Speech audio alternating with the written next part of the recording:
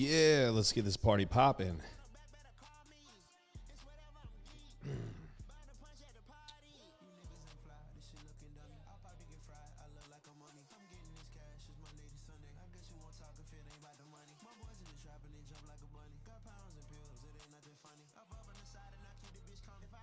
Gotta fuel up before I get started.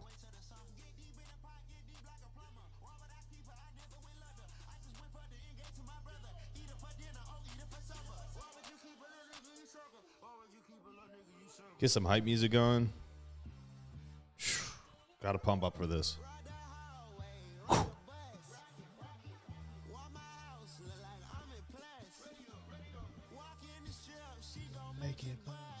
All right, we'll get started in a moment and get this going. We got a lot to cover. Whew. And I am in no rush, baby.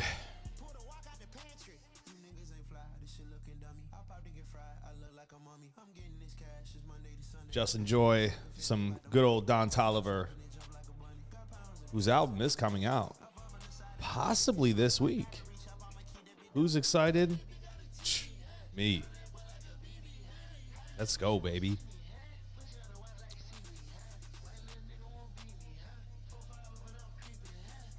Man, this is the most videos we've ever had in a night, so I had to come on point. I got Coke Zero, Don Toliver playing. We are not fucking around. All right. I'm already starting to sweat from all the adrenaline, baby. All right. Let's go. Today was a very productive day. If you haven't seen what I've been up to today, just some hillbilly shit, man. Just some hillbilly shit. Go on Instagram. You can see my hillbilly chronicle, conquest of the day. And man, what a cool pickup today. But yeah, we're gonna get started and get rolling. And so Don Toliver is gonna have to go, unfortunately. Boo. All right, so we got a lot to cover. And you know, I want to say thank you to everyone that has been sending videos yet again. This tonight is the most ever. I feel like I'm gonna say that every night we do these, which is gonna be really cool. I have a lot of fun doing these. It's a way of giving back, man, and not everyone has the opportunity to work with me, or some of you have already really great coaches, which we want you to stay with them, keep working with them, keep rocking with them. It's just a way to really give you maybe another perspective, give you some education and some reasoning why on some things, give back to the community that's given so much to me. So, you know, I'm probably going to need someone else to come on here soon because I don't know if I could do all these alone, man. I didn't expect it to get so ridiculous, which is awesome. Not ridiculous, just big. It's heavy. So yeah, man, let's get it started. If you guys have questions throughout the process, I'm on the chat. You know, we could tackle it and get you answers. I know it's a little bit delayed. So what you see right now is actually in the past, and I'm in the future, baby. So, you know, just understand that it will take me a minute to get to questions sometimes, just because I'm a little bit, or you're a little bit delayed. I'm not delayed. No. All right. So we're getting started today, or tonight, and I'm going to try to get to these, you know, in a decent time and get things popping here. But we have a lot, man. I mean, yeah, quite a bit. Some people coming back, which welcome back. Some people for the first time to the show. Welcome to the show. I hope you enjoy. I hope I can entertain you and educate you. Feel free to join in. And all I ask in return, all I'm asking in return, folks, one, put these things into practice. Do them. Make yourself better. Make yourself a better athlete. It's only you in control of that. The second is make sure you follow. Make sure you share. That's all I'm going to ask. What's up, Chad? What's up, brother? How you doing, man? That's all I ask. Just share. Follow. Make sure you follow my Twitch page, please. I know sometimes it'll be annoying because I'm playing like other video games and stuff, but it really helps. I promise it helps. All right, let's get started. We're going to start with Amberly tonight. Now, Amberly's, she's been here before. She's been here before. And we're going to start with an exercise that we have been working on consistently, which has been squats. And what we've been trying to do is align those damn hips and making sure that with the angled Smith, we are in perfect alignment. Okay, so as we go through this, we'll kind of talk about the alignment because it looks like from the video that I'm looking at on screen before I even play, it looks as if she's in alignment. If she is, I'm barking in this bitch. Yeah. All right, let's go. Okay, so we're looking for feet. Are they aligned? Yo, this is great. I'm so excited. Dude, you got it. Look at me. Hey, we got this, dude. We got this. So in this position with your Smith machine that's angled, if you want to do a proper squat with this, too many people put their feet out in front of them. We need our feet under us as if you're doing a barbell squat, or else you're going to be out of alignment and you're going to have kind of this like little hip pendulum swinging thing going on that she has had going on for a couple weeks. And I don't know how long before that. But that is not there anymore. And if you look at her foot position, it is literally behind her head. This is a crazy concept for people because most people, they hop on a Smith squat and they go, I'm going to put my feet out in front of me and then lean back in the bar. I don't know where this habit came from. I don't know, but it's a bad habit and I'm here to break it. I'm the habit breaker. I need a t-shirt. But her feet are literally behind her face. So she is looking over her toes like, holy crap, looks like I'm looking over my toes. Like there's no, you are looking over them. So let's go. Now at the bottom. Yeah. That's what I'm talking about. This, okay, on a Smith, bro, this is how you squat on a Smith. Now, the question is, well, why? One, we have hamstring to calf. We are all the way deep. Quads fully elongated, glute max is fully elongated, and upper body's in an upright position. That upright position will change, angular speaking, for people with longer torsos, longer femurs. But this position, it now enables her to come up out of the hole, chest up, and not bent over. Dude, you'll be stronger like this too. Over time, you will get much stronger like this too. Obviously, this is a new pathway for her. So this is going to be a little bit of a learning experience, a little bit of a learning curve. Once you get your feet planted, plant those suckers in the ground like they're roots of a tree. We're a strong-ass tree. You know, like we want to plant those toes in the ground, dig them in, toes to heels. Yes. And now when you get stuck at the bottom, which I'm going to go into the next rep here, and I'm going to pause it to show you a cue that will help you a lot. Okay, right here. We get to the bottom. Beautiful finishing position of that eccentric trend or motion. However, when we get tired, we're going to tend to kind of like tip over, right? Head's going to go down, head's going to drop. What I want you to think is hook up and around on the bar. Like raise your chest and hook up and around the bar. You do that. It'll keep your head and chest up a little bit and you'll be able to finish a couple more reps like that, or maybe even one more rep and squeeze it out in position without getting so far bent over. It's going to be hard to get stronger. It's going to get hard to brace better, but keep practicing this. You're a G for this. I'm proud of you. For real. And I'm not even being sarcastic and shit. I'm proud of you for this because this is substantially better than the first one. So much better. Great freaking job. 2 plates, 2. Hips are popping up a little bit at the end because you're just getting tired again. Hook up and around the bar. Finish that shit. That's what I'm talking about, baby. That's why we're here. That's why we're doing what we're doing. That's why I'm doing this. Sweet. Sweet. All right. Let's go on to the next one. What is our next one here? Why did that change like that? Oh, I know why. I got it. Because I just want the thumbnail. There we go. Okay. Front foot elevated, split squat. The reason why she's doing this, again, from the setup that we're looking at, because again, angle of the Smith going down, her hips are facing that direction. We're going for glute bias here. I love front foot elevated, front foot elevated split squats. I love them. Again, we just got to make sure front foot's in a good position and back foot's in a good position. And once we get in there, lock them down, root those into the ground. Let's look at low position. Great. Love this. I actually have no problems with this besides heads kind of down. Remember, just keep head neutral in a neutral position. I think a lot of people think neutral spine, they think head down. I don't know where that came from either. Just make sure head stays neutral. You don't need to look up or anything like that. Just don't look down either. My dad told me something when I was younger about head position.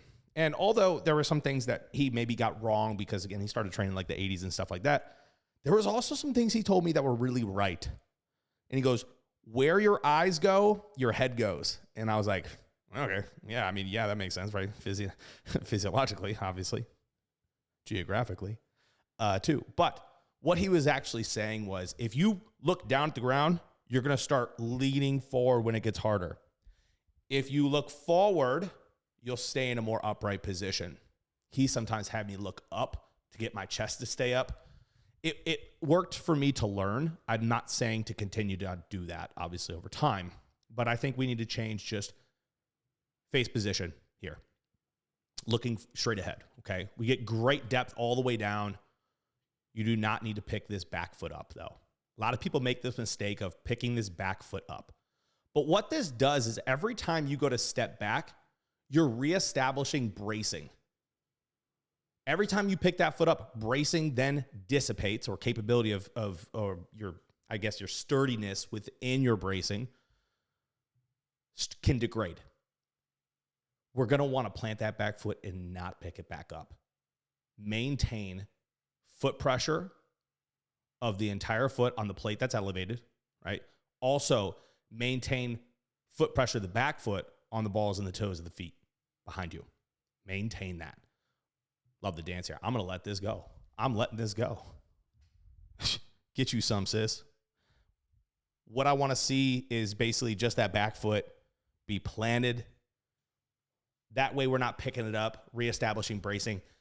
It's kind of like the same thing on deadlifts. When people set down deadlifts and then try to pick them back up, like they set it down, re-engage. Set it down, re-engage it. Every time I watch them go through a set and do that, their deadlift degrades by the rep. They get worse and worse and worse. In powerlifting, yeah, go nuts. Set it down, walk away. I don't care. Like, it doesn't matter necessarily. But in bodybuilding, name one other exercise or one exercise in general where we actually want to decrease engagement or let engagement fall and then re-engage an exercise, where we set down weight and then pick it back up. No, we want to maintain engagement through the whole set. So same here. We just want to maintain good engagement. Same with deads. We don't want to have to re-brace, re-grip. That leads to increased injury or risk potential. But overall, very good. If you feel like doing less weight at some point and maybe getting a little bit deeper into the range, you could do maybe like a higher elevated front foot. The 45-pound plate, it gives you a little bit of depth, but you can go even higher with it. I'm not talking about like, a full-on plyometric box, but like one of those jazzercise step boxes. Those are pretty gnarly to do. Two plates maybe stacked on top of each other. Test it out. Your legs are a little bit shorter, so we don't want to, I think the longer the legs, you're going to need probably a bigger deficit or box elevation front foot in most cases. But no, very solid here. I like these. These are great. Small adjustment.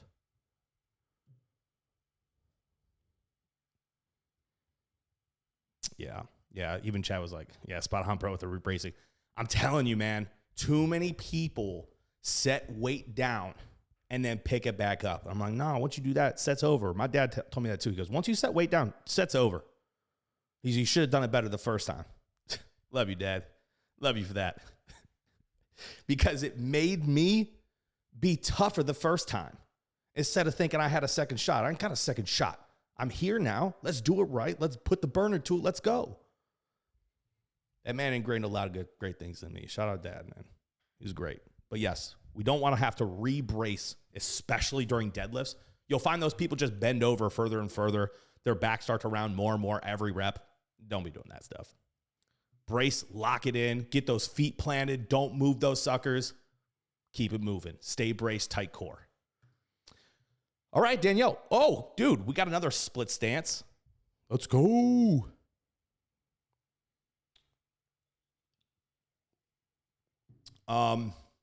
Here we just have a Bulgarian, glute biased Bulgarian at that. Because again, look at the angle of the Smith. You guys are catching on, man. I'm super proud of you. Those of you that have been joining in week after week, tuning in. Like, we got double-digit viewers right now. Let's go, baby. You guys have been getting better. You guys show up with better exercise every week. I'm super proud of you guys. This shit's paying off. This is why I'm not charging for this shit. I don't care. Just get better. That's it. And, follow and share,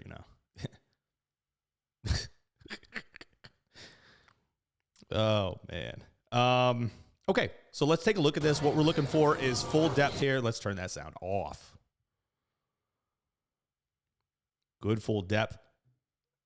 Now, we want to watch in a glute bias split squat. We want to watch how far this front knee travels forward. With longer femurs, they're going to travel far a little bit.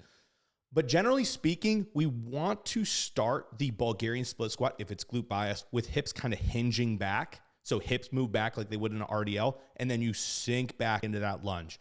Front knee isn't necessarily going to travel forward a ton. So, and you can see, like, she recorrects. At first, you see that knee bend trying to travel forward, and then her hips start sinking back a little bit. So from the start, just think hips back. Don't think knee bend. If you put hips back initially, your knee's going to bend automatically. You don't got to think about the knee bend. It's going to happen, right, to get into depth. Keep sinking those hips back, and you'll be in a solid position. But overall, that's all I would do. I mean, that's all I would change about this. It's very, very slight, just watching knee direction. That's it.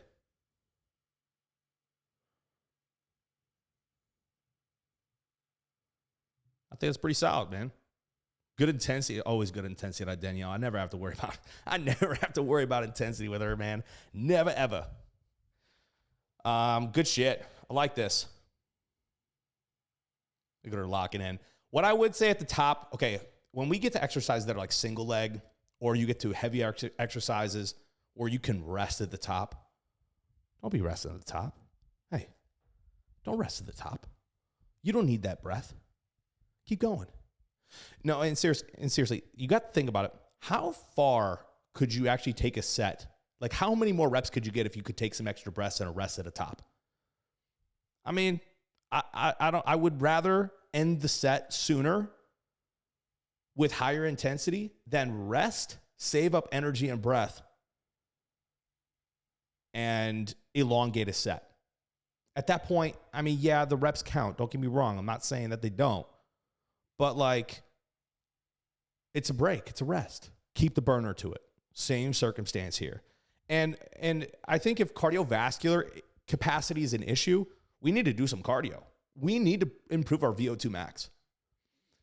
I would highly urge bodybuilders specifically to do high-intensity interval training if you have cardio and your stimulus limits allow it, of course, and you're rested. Do some HIIT, man. Get your heart rate up. Because at these top sets where you got to take breaks, hack squats, Bulgarians, squats, deadlifts, whatever hip hinge movements, I don't care. If you have to rest at the top of the rep because you're tired, cardiovascular, what is this? What is this, kinder care? Like, go, like, move, let's go. Or improve your cardiovascular capacity. Push the intensity. That's all I'm saying. All right, great set. Dawson, my man, dude. First off, shout out Dawson because this bro came to me in the 160s. He's sitting at 195 on average right now. The biggest I've ever seen him. I mean, he's a solid 195 too. Dude has grown. He's in a growth phase right now, cruising. So shout out to him. He got these face pulls here. We want to mute that sound. Cool setup. I'm down with it. There's multiple setups of face pulls. And here's why I've adjusted his face pulls like this. So I'm going to walk you through because this form is great. I can always count on Dawson to show up with really, really good form. I'm going to explain why I have him doing face pulls like this that aren't so face pullish. One, we typically see people do face pulls with that like reverse grip and they're like trying to pull it apart. And I'm like, why are we even, there is no difference in my pull trajectory from here to here. There's no difference. There's none. You're just contorting your wrists and it's uncomfortable and you can't hold as much of a load like that or heavy enough for very long. Put your grip normal, just normal grip, and you'll be much better off. Okay. You'll hold more weight. You'll be able to pull more weight. It'll be more comfortable, not contorting your wrists. Okay. Second of all, the question is, why is this not a face pull? And why is it like an upper pec or clavicular? Yeah. Like upper chest pull. Why are we finishing here? Because if elbows come up more than this, he's going to start recruiting more traps. I want him to get more rear delts. Look at his rear delts poking through. You can tell those suckers are engaged. So again, it comes back to our conversation last week where I was like, yo, if you want more rear delts, you got to wing your elbows down. If you do any rear delt stuff with your elbows straight out, you're going to get a lot of trap. Wing it down slightly. You don't have to wing it all the way down here because then that's lats. Keep your elbows slightly winged down and you'll be in a better place, okay? For targeting rear delts, which you can see throughout this movement. Look at his rear delts engage. I mean, I don't even need my glasses on to see that. So, sweet.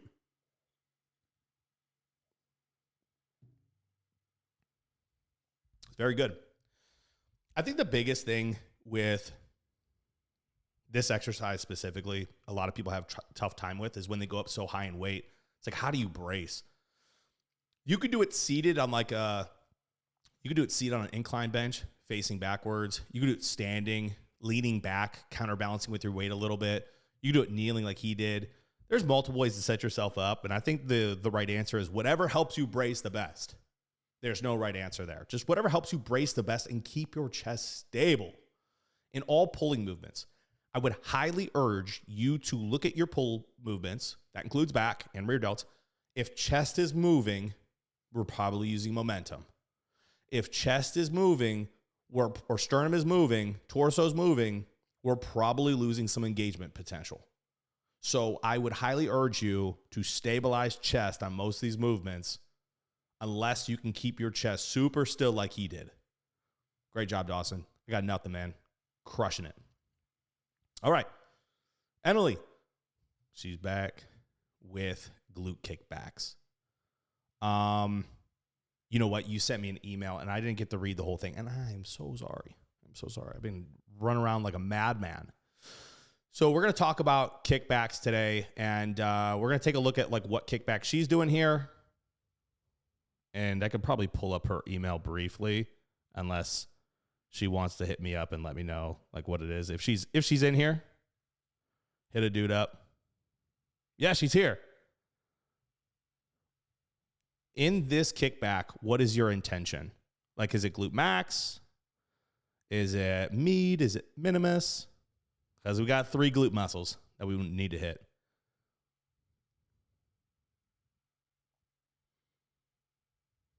Because honestly, like, it's pretty good. Okay, glute max, wonderful. So this is, in this movement, this is exactly how I would set up for a glute max. When I go to start this exercise, I actually put people in the eccentric first. Like, look at that. Boom. Now, this is obviously the non-working leg we're looking at that's closest, okay? You're not lacking everywhere. That's such a lie. That's such a lie. Just glutes, and we just need to get glutes bigger, so we're going to fix that here and now. Now, when you go to set up for this movement, I like that hands are braced out. You got your hips pushed back. This prevents hips from moving back and forward, which I see that's problematic for many glute max kickbacks. Okay. The far side is the working leg. This side's just bracing. People say, well, I feel this like leg I'm standing on. I'm like, yeah, no shit. Like it's working. Like you are bracing on it. You are utilizing it. Of course you're going to feel it. That's okay. That doesn't mean the other glute's not working, because then the question would be like, well, then what the fuck's kicking the weight back? You know what I mean? If you don't feel your other glute, this is why feeling is such a liar. Such a liar.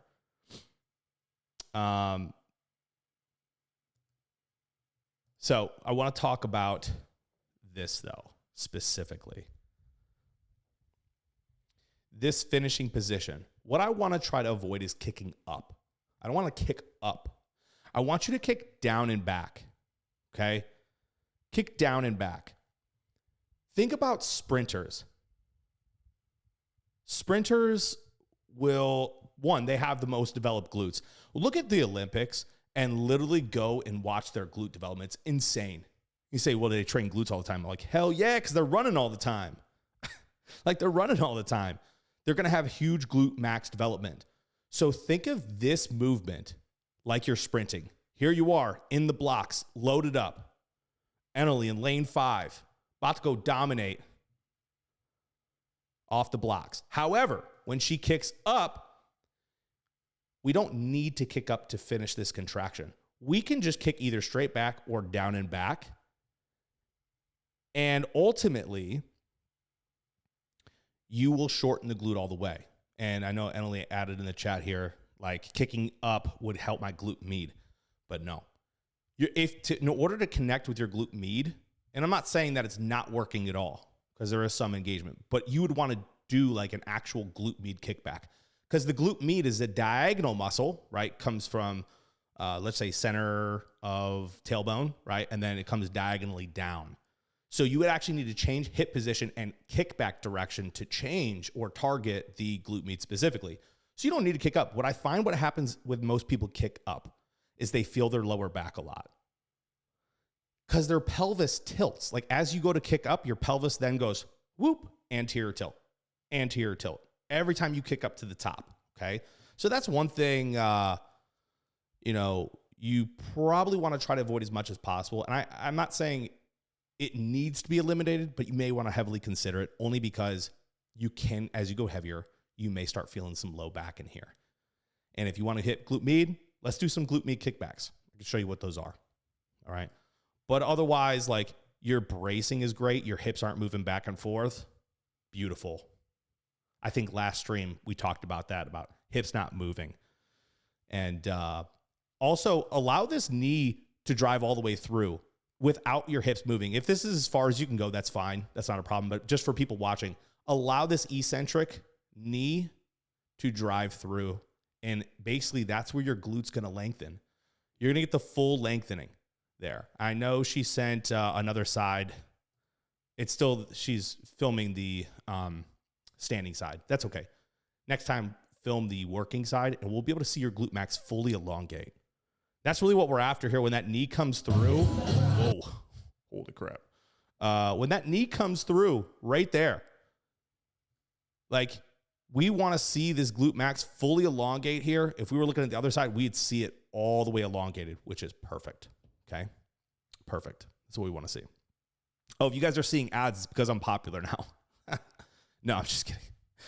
I am, because of you guys and your follows and everything that you guys have contributed to this stream, you have made me an affiliate so far. And I want to say thank you. That means a lot, because now it gives me potential for earnings off of this at some point. Probably not yet, but at some point, and I think that's really cool. And I appreciate it a lot.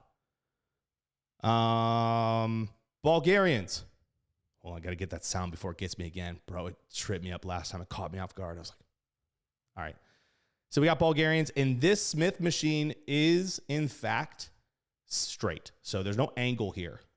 With this, I'm assuming we want glute bias. So you see her in this hinged position. And I know like the filming angle is not the best, but we can see she's in a hinged position.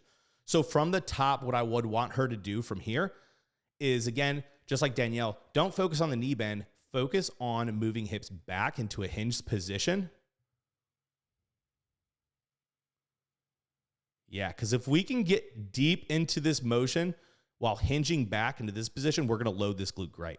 So, I mean, you got this down pretty much. I'm just saying, just from the top, think about hinging. And I want to look at those last couple reps. I'm assuming, was this a top set? If this is a top set, I'd say you got at least 6 more. At least 6 more till you get to a failure point. Look, when we're on a Smith, this is why I use Smith for a lot. I know people talk shit on Smiths all day. Not me. Not me, ma'am. Not me, ma'am. Okay. Oh, she said, no, I worked up to a plate in 25. Okay, cool. So what I love about Smiths, and I'll kind of go on a little bit of a tangent here about Smiths, because I think they're great. Worst case scenario, guys, we fail and she gets stuck in the hole. Well, guess what? Roll the sucker back into the rack. You're good to go. Find exercises that you can do that more with. You want to grow? Go nuts on an exercise. Find one that's safe. Find ways to protect yourself. Go to failure. I know people are like, 1 RIR is fine. 2 RIR grows muscle tissue. Sure, that's fine. That's fine. I have plenty of evidence to support that failure also grows muscle tissue. Both do. But my main point is this. How do you know where failure is if you don't hit it? And why can't we just train to failure? And people say, well, your central nervous system fatigues. Recover better. Like, get better sleep. Drop your volume. Volume and intensity should share an inverse relationship anyways. This is not rocket science. People just love to fight and pick camps. I'm not picking a camp here. I think on some exercises, you do need to go 1 RIR. There's a time and a place for 3 RIR. In terms of safety, I believe 1 RIR is probably best in most cases for many exercises like deadlifts or a hip hinge movement, because you could hurt your lower back. But for an exercise like this, worst case scenario, you get stuck at the bottom, roll that sucker into the rack when you get stuck at the bottom, but take it there. Take it there safely. Y'all are strong. All y'all that are watching, all 8 of you, you guys are strong. Take it there. So I hope that helps and makes this a little bit better. Okay. Beans on the loose. Beans on the loose. All right, we're looking at raises here. Last week we talked about raised trajectory, scapular plane. This is going to be a little bit of recap, and we're going to get to see it in motion too. Let's see how Beans is doing. Oh, the sound. Okay, first. Okay, she's got a little bit of a split stance here. And the reason why this split stance, she started with it, is because she could brace a little bit better. I got one better for you. If you guys are doing standing side raises, which I love, as long as you're raising in that like wide Y fashion, elbow straight, wonderful. But people will say, well, I lift my chest. You start seeing people kind of swing their chest. What you're seeing here, look, watch it. There's a little bit of a knee hop. Yep. And the little twinkle toes going on as she's doing it. Plant your dang toes. We don't want that body swing. So how do we avoid that? This is a big question that I've been hitting on a lot this week with some athletes, and it's been helping a lot. I want you to stand up when you're starting the exercise. Stand up like this, and then hip hinge slightly, hips back. This is going to bring your chest slightly forward. Guys, I'm only talking like 2 inches. You're going to be in a slight hip position. Slight. This is going to bring your chest forward. You're still going to raise in that wide Y fashion, but now you're in a better braced position. You'll be able to take it further. Okay.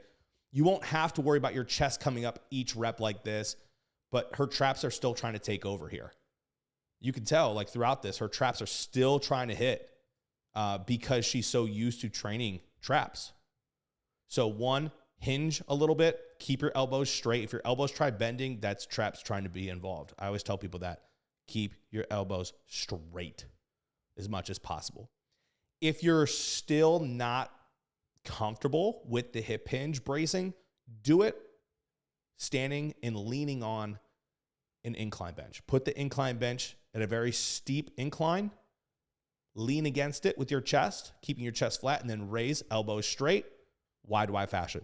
It is a Y raise, yes, but again, it's just a medial delt raise. That's all it is. So that's what I would correct here for sure. All right, Beans, what else you got here? Oh, we got a row. It's been a minute since I've seen a row on this. stream. It's going to say podcast. Nope. No shade. But here's what we want. In this row, I'm imagining that this is pretty lat bias or want to be pretty lat bias for her. Looks like we have head posted on incline. Okay. Let's take a look at it. So one, initially with this setup, I see that you're using this bench backing as a reference point for your head. Love it. I would definitely encourage this. I really like head posted rows or chest braced rows. Again, I just kind of went through a whole spiel of you should probably do your rows and rear delt work with chest braced, or in this case, head braced. However, head needs to be braced a little bit better. I would lower this incline because you're not that tall, as much as your ego wants you to be. I would definitely lower this bench like 2 notches and then hinge in position if you're going to do that. However, I'd probably do it double arm, not single arm. But let's look at this pathway first. So one, we want to make sure we don't turn and rotate too much on rows. If we're rowing and we're seeing this rotation of the torso, it's taken away from lat engagement or contraction potential. So try to keep your shoulders square. Now, this means your elbow might not come back as far. But guys, as you bring your elbow back further, here's what will happen. Your elbow will actually start flaring away from the body, right? Because the only thing that can bring your elbow back more is your rear delt. And in order to do that, your elbow has to flare out. So ensure that we're just hitting lat contractions by keeping your elbow tight. If elbow wants to pull out far, you're probably pulling back too far, right? So keep that in mind. You're just pulling back a little bit far here. That's why elbow tends to flare at the top a little bit. Or you turn your torso, right, to make that contraction happening. You're literally contorting your body to make it happen a little bit more than you need to. So I would just change the incline height. Make sure we're not trying to contort our body by rotating our shoulders. And also make sure elbow doesn't flare away from the body to get a deeper contraction because you're just contorting and hitting rear delts or pulling rear delts into the equation. I hope that helps. All right, Beans. I'm going on to the next one. What do we got? Miss Haley. Hello, Miss Haley. How are you? I hope you're doing well. She's been killing it lately too. Man, completely different physique in just a handful of weeks. I've had a lot of people who want to tear for a handful of weeks, man. Starting to, I'm like, this isn't even me. This is just them. This is all them. It's literally just all them. It's crazy how much better they are. Okay. Looking at deads here, I think. Yeah, let's go. Dude, moving weight. Yes. Moving weight. Let's go. Look at this. Touch and go deads. This is what I'm talking about. Touch and go deads, baby. See, we're staying braced. Now, you will see, I'm going to correct some things here because we're going to make these a little bit better for glute bias, which, by the way, I think your glutes are up 3 inches in just a handful of weeks. Yes. I did not stutter or say anything wrong. 3 inches. Crazy. Bro, so let's make these a little bit more glute bias. But I did want to point out the touch and go deads. Beautiful. Love that. And bodybuilding, all about it. And powerlifting, no, I wouldn't do it, of course. I'm there to increase my lift totals, not build hella glutes. It's different, right? So let's rewind this back. First off, I want to comment on her takeoff because I think her takeoff is incredible. And she's really braced. Look at this. Her body is loaded. It is loaded. Feet are planted, which I would suggest not being in these shoes, and I'll explain why in just a moment. Not that it's bad. I think you get better bracing, and I think you'll get stronger, not only engagement, but more weight with this exercise by not being in these shoes. But she is loaded, dude. She is pulling up on the bar without lifting it. She has tension in her core, tension in her glutes. Everything is loaded. We need this every time. So let's run it now. Okay. There we go. Loaded pull. Sweet. Okay. Here's where you're going to notice a little bit of an adjustment we're going to want to make. And it's going to be, we're going to be watching these knees. So once the bar passes their knee, she goes to bend the knees to bring the bar the rest of the way to the ground. See how far they come forward? That's not inherently bad. Okay. I want to make these more glute bias though, because fuck 3 inches. Let's go 4. Why not get greedy with it? So we want these to be more hinge bias. And anytime the knee bends and comes forward, we know hips are traveling forward. We can watch this back. Let's run it back. Watch hips. Once the knee bends, watch. They come forward just a little bit. It's very, very slight here, but she's still very hinged. That's why she has great glute development, because her hinge is really good. But see how that weight transfers forward? Again, very small. Weight just transfers forward. Here it goes. Transfer forward. Watch her heels. Heels lift.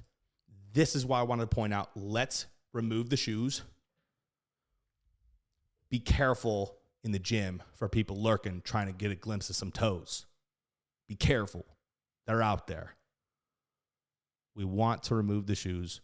Brace, triangular foot pressure, spread across your toes to heel. Plant those feet into the ground and don't move them. I think when you change a little bit about this transition with, like, see here, your weight's transferring forward, heels are lifting. If we plant our heels better, we'll be able to hinge a bit more, and it'll be that much more glute bias. We're talking about micro adjustments, guys. We're not even talking about like big issues here, because like honestly, most people look at this dead and be like, yo, this is beautiful. And it is. We're talking about micro adjustments, folks. Look at this in real time. We're just going through it slow motion right now. Look at the heels. They lift. Yeah, look at that little bit of lift. Most people wouldn't even catch that, but that's weight transfer. That's distribution transfer, because her quads are more trustworthy than her glutes, which is why we're working on building glutes, which is why they're responding so well, because we're being picky like this. Like, being picky like this matters, man. And I know I'm nitpicking, but after a while, she won't have to focus on this because it'll be natural. Look at, see, that's what I'm talking about right here. These shoes automatically give you that rounded sole a little bit. So it's not necessarily all your fault here. This is a shoe problem. I would say be in your socks. You change that, it's game on with these, man. That's such a small adjustment. Bro's over there trying to get a glimpse of feet. See, watch that. I don't know who that is. Probably a really nice guy. I'm just kidding. Great set, man. Great set. Yes, fantastic. Small adjustments go a long way. And I hope that helps. Okay, we have Haley's friend. I'm sorry, Haley's friend. I do not know your name. Haley just said she has a friend send videos. So, Haley, if you could let me know her name, that would be wonderful. But she is a power lifter. So we have some powerlifting in the mix. Now, I don't necessarily have a powerlifting background, competitively speaking. But when I was taught to lift, there were powerlifting competitions that happened in my gym, and I got to watch them. I remember one of my first memories is being 3 years old, standing with my mother against the side of a wall in my gym, watching my dad in a powerlifting meet in a benching competition. So he taught me how to like load my physiology to be able to press more weight. And that's what we're looking at here. So Haley's friend gets really loaded. Oh, baby. Okay. I want to point out why this is so good. She is loaded up like a spring. Her back is arched, sternum raised. You're going to watch when she comes down with the weight. Elbows don't kick out.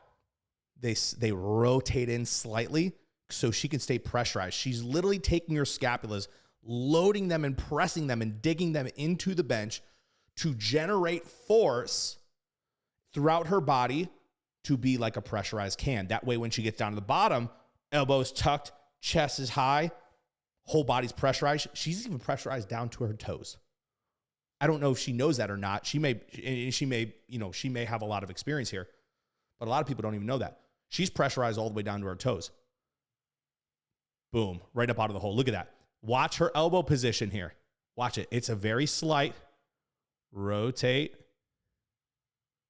Come on. Right there. Look at that slight rotation inwards. Yeah. Elbows are just slightly rotated, and then her back is arched, pressurized. You see her feet don't move. Feet don't move. Look at this set. I'm going through the whole set. Her feet don't necessarily move except when she wants to kick out of this pressurized form. Beautiful. Beautiful.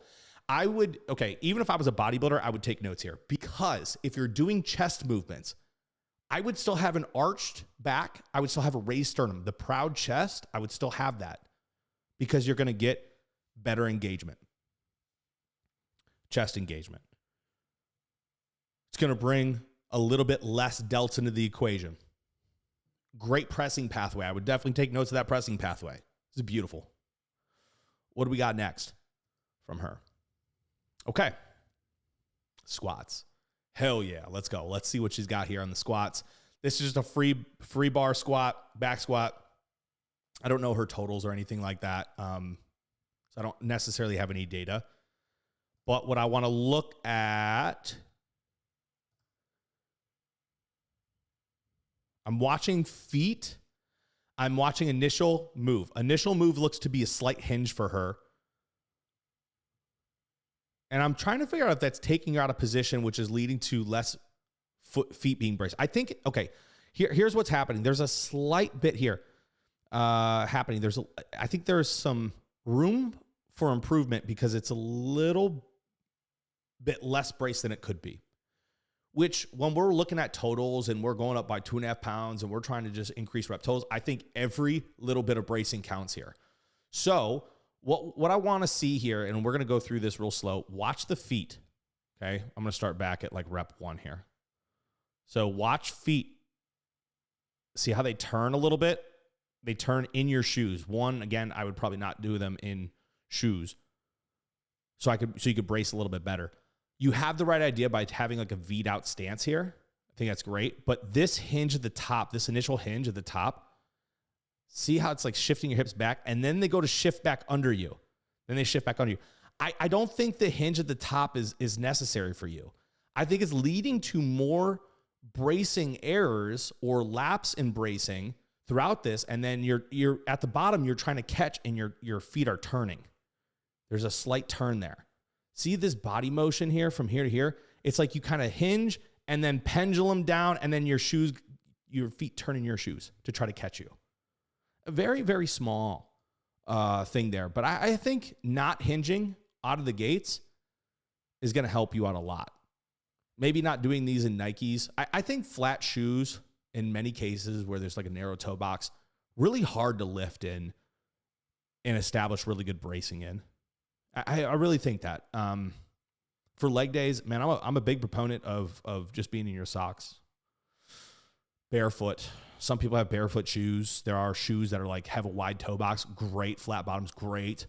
You know, if you're scared to drop weight on your feet, totally understand. So yeah, just keep that in mind. But overall, I was super impressed with the presses there. Squat form's really good. Just some small adjustments will go a long way. All right, last two. I need a sip of this Diet Coke. Whew. I feel like I've been talking you guys' ear off. But hopefully you're taking away something from it. Okay. This is a newbie. Everyone say, hi, Rachel. I'm sure you all know Rachel that are watching. If you don't, IFBB Pro, Rachel Sedgwick in the house. She's competing this year. Started on prep. Dude, she's on a tear. Oh, my God. I'm going to talk about, dude, successful preps. She is queen of successful preps. If you want a successful prep, study how she does hers, because, my God, insane. Makes my job super easy. Thank you. No, it's one of those things where the synergy of our work is impeccable, man, and it leads to really great outcomes. Okay, what do we got here? I haven't looked at these yet. We got Big Austin in the back. What's up, Austin? Dude, he's hitting all-time highs in his weight. Big as hell. He's a house, man. He's a house. Took 5th at North Americans in super heavyweights this year. Incredible shape. I look forward to seeing him with more shape on him, more size on him. I know he is too, and he'll be very dominant. All right, we got some big weight here. She's not fucking around. Let's watch this kick up. I want to talk about this kick up for weight because a lot of people have a tough time with this. Not everyone has a spotter like Austin. Let's look at how she kicks this weight up. 1 and then 2. Pop, pop. Yep, she uses her knees to elevate. Now, what we want to do here is try to keep core super braced, keep back as flat as we can on the pad. The moment her chest arches and sternum rises, we know we're getting a little bit clavicular pec. Not that that's necessarily a bad thing. It is just, you need to understand, physiologically, you're going to get some. Elbows slightly rotated in. Yep. We have a little bit of sternum movement, but it's not anything crazy. She's moving this weight with authority, man. Really good. We get a little bit of that sternum raise at the bottom. You'll see like elbows try to they slightly kind of come behind her, and you'll see the chest just compensates by slight rotation, slight thoracic rotation. Very, very slight. Look at these two. They're newly engaged too. Everyone give them a congratulations. Super happy for them. So I would just change. I would just be careful of that. If anything, I think most people will notice that if they rotate their elbows in a little bit more, that won't naturally happen as much. That sternum elevation, even though it's slight, it won't happen as much. Okay, next one. We got a leg press here to finish up the night. Not the guy in the back. It's not the guy in the back. It's Rachel. Just to be clear. This is going to be a good one. We haven't looked at a leg press in a while, I don't think. So there she is. Okay. Look, hey, look who's in their socks. Yes. That's what I'm talking about, man. I'm hyped. Not because you're in your socks, but because you're training and you understand. Yeah, you understand. It's because you're able to brace really well and you're going to have a killer set here. I know it. I can feel it. Okay. Got to get this to lower setting. Short people setting. You're not even that short. Okay.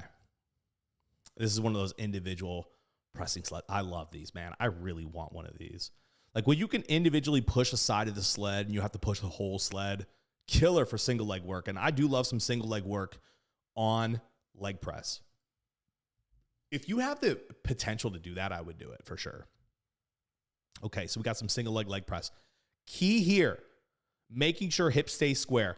If hip turns, like her pelvis turns in the seat to get the depth, we probably have to change our knee pathway. Okay, this is huge because if that's happening, really what we're experiencing is the deeper hip socket is inhibiting potential depth.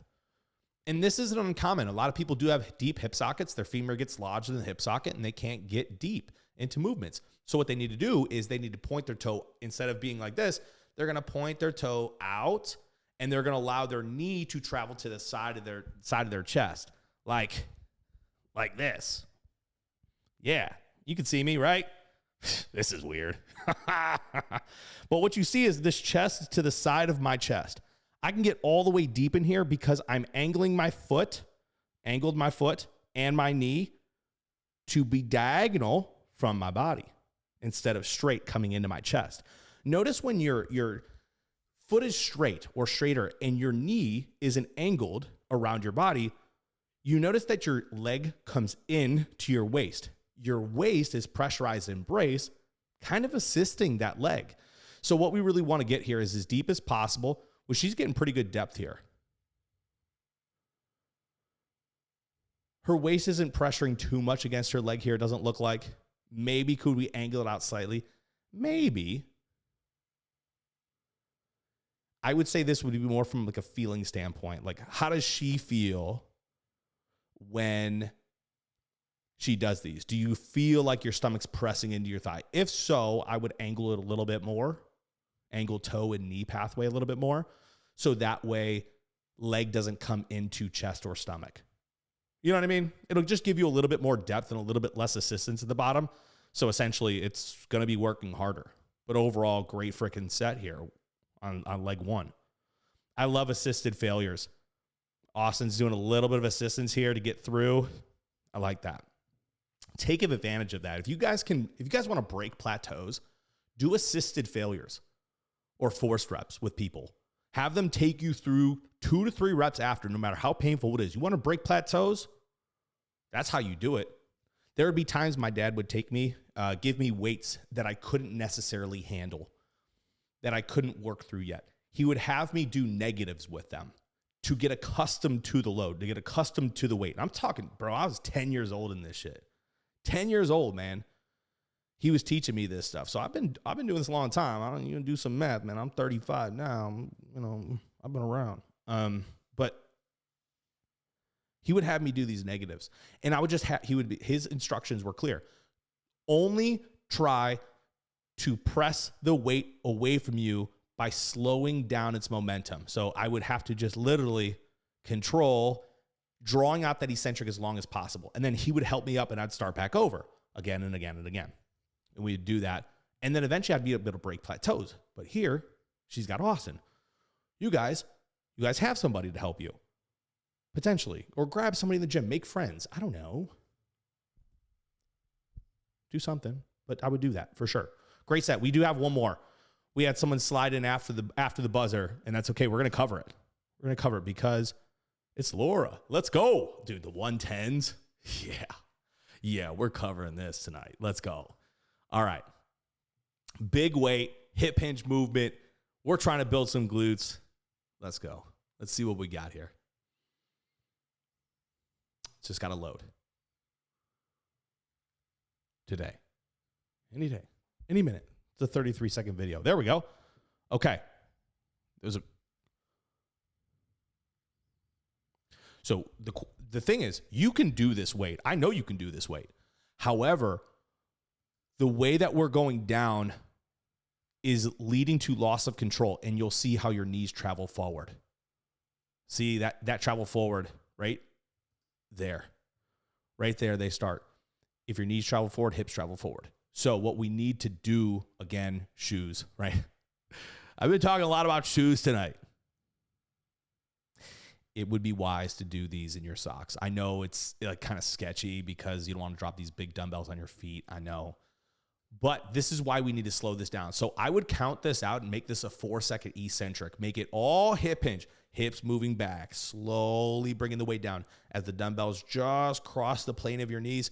Adding slight knee flexion, but making sure, right? Making sure knees don't bend forward. Okay, so if we look at this, back. Come on. Right here, we want to watch. Okay, if she stayed in just this position, great. Add a little bit of knee bend without knees going like this. This is what's happened. They're crossing, and you can see like they're crossing that plane there.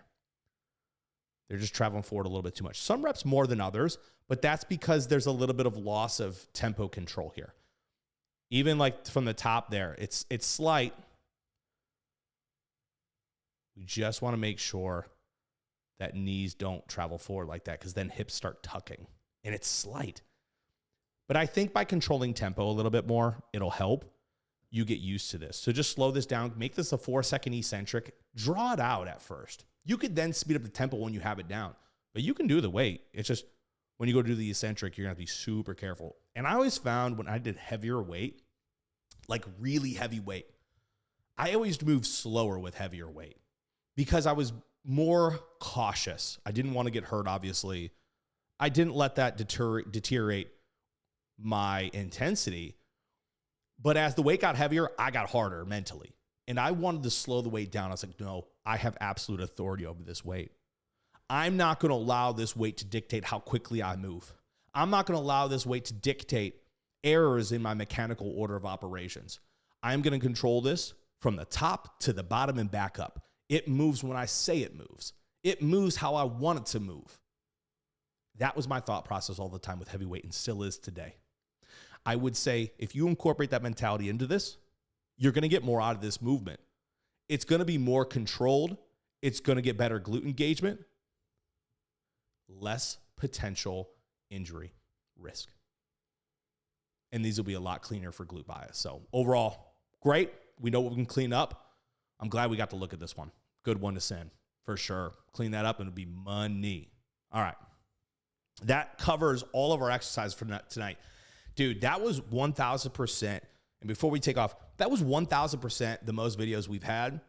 We brought a lot of great videos here, and I want to say thank you to all those who have brought it.